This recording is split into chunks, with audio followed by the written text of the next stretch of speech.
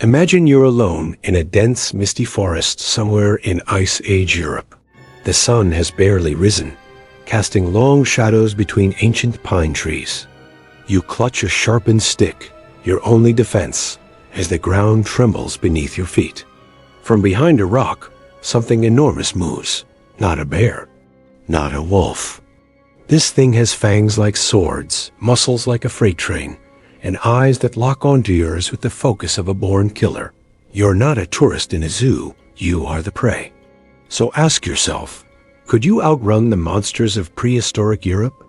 You wake up to the sound of crunching snow.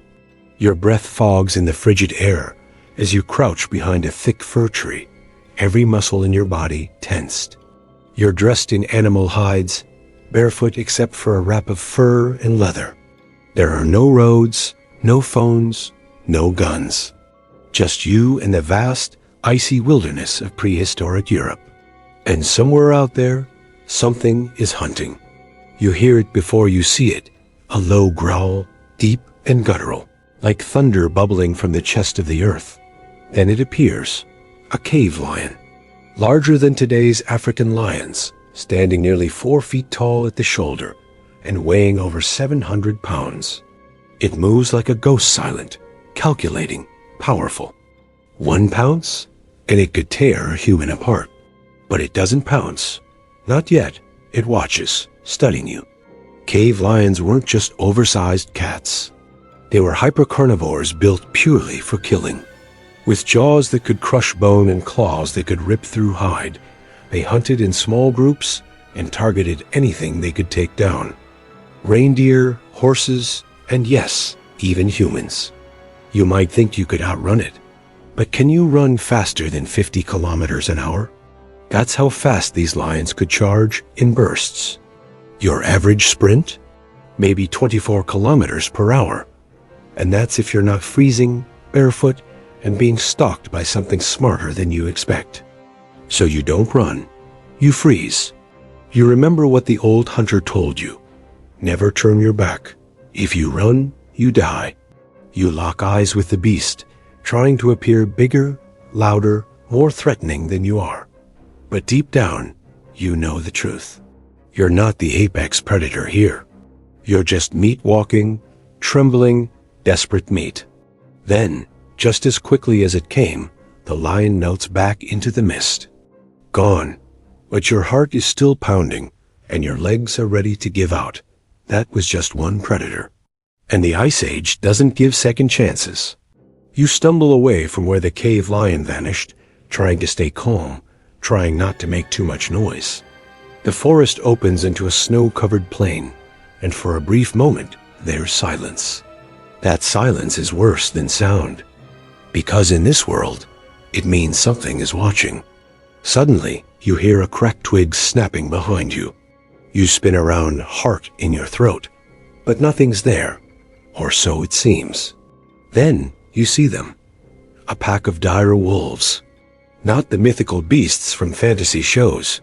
These were real. Heavier, more muscular, and more aggressive than modern wolves. Dire wolves moved in tight, coordinated packs with jaws strong enough to break through bone. When they hunted, they didn't just rely on speed. They used teamwork, encirclement, pressure. They didn't chase their prey. They wore it down, exhausted it, picked it off piece by piece. They've spotted you. No howling, no show. They fan out. One moves left. Another slips behind a tree to your right. You're being flanked. This isn't just instinct, it's strategy. You clutch your stick tighter, but it feels like nothing more than a twig in your hands. If you run, they'll chase. If you stand still, they'll circle. You're not a predator anymore. You're being herded. You make a decision. You back toward a cluster of boulders, trying to get your back to something solid. Your brain is racing. Climb, hide, fight. One wolf darts forward. A feint.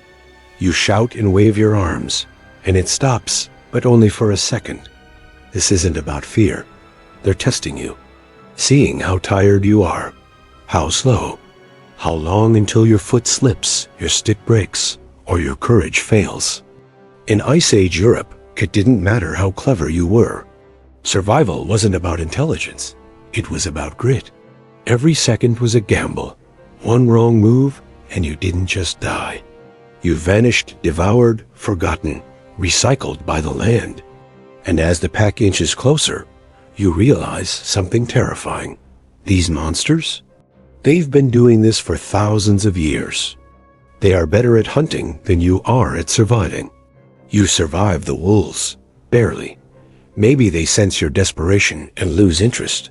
Or maybe they're drawn away by something even more dangerous. You don't wait to find out. You climb higher, out of the open, your lungs burning in the cold air. You're bleeding, you're tired, and your mind is spinning. Then, as dusk falls over the land, you hear something strange, deep, rhythmic thuds. Footsteps.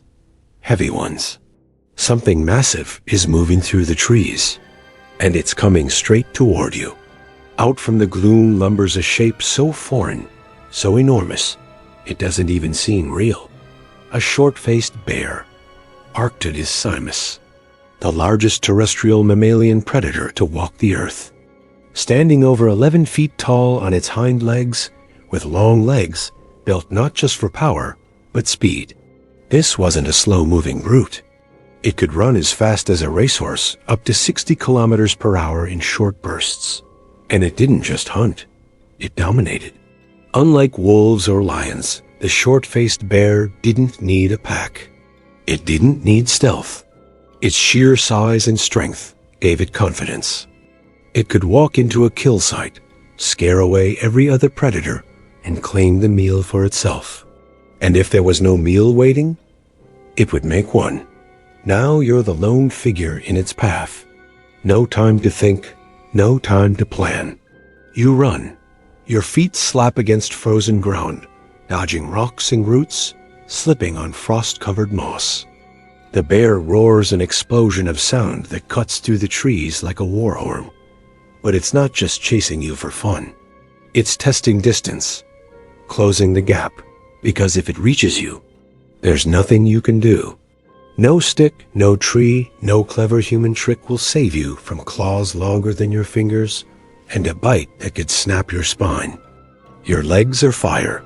Your lungs scream. You spot a rocky cliff ahead, your only hope. You push harder, faster than you've ever run in your life. Because here's the truth. In prehistoric Europe, survival wasn't guaranteed. You weren't the king of the food chain. You were a skinny, soft-skinned outsider in a land of monsters. And outrunning them, that wasn't just a challenge. It was a prayer. So, could you outrun them? The cave lion with its lightning speed ambush? The dire wolves that hunted with terrifying teamwork? Or the short-faced bear, a living tank that could sprint like a predator and crush like a bulldozer? If you're like most modern humans, the honest answer is probably not. Not without weapons, not without fire, not without the safety of numbers and the comfort of civilization. Out there, stripped down to your instincts, you realize just how fragile we are, and just how insane it is that our ancestors not only faced these beasts, but survived long enough for us to even ask these questions. It makes you wonder, was their strength physical or mental? Was it raw endurance, blind luck, or something deeper? A primal will to fight through fear and frostbite, tooth and claw, and somehow make it to the next sunrise. If that journey through Ice Age Europe made your heart race, imagine what else the prehistoric world is hiding. So if you're curious about how humans evolved, how we endured, and the terrifying creatures we stood against, subscribe, join the tribe, and keep exploring.